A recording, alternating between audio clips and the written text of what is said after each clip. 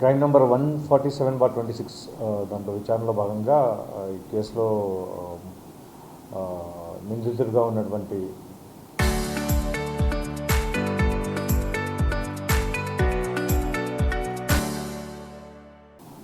బైరెడ్డి సిద్ధార్థ రెడ్డి గారికి ఆల్రెడీ మనం notice serve చేయడం జరిగింది. నోటీస్ మేరకు ఈరోజు అతను పోలీస్ స్టేషన్కి విచారణ నిమిత్తం హాజరవ్వడం జరిగింది.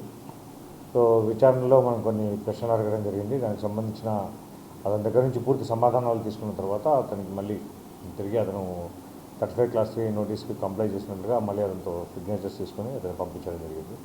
కేసు అయితే దర్యాప్తులో ఉంది. ఇంకా కొంతమందిని విచారించాల్సిన అవసరం ఉంది ఇందులో. సో విచారణ తర్వాత తదుపరి విషయాలు తెలియజేస్తాం. మనం అడిగిన ప్రశ్నలకు అన్నింటికీ కూడా సరైన సమాధానాలు వచ్చాయి.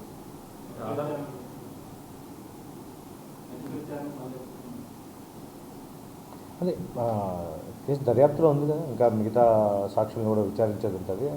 దాన్ని బట్టి మళ్ళీ అవసరం మేరకు తదుపరి చర్య తీసుకుంటాం.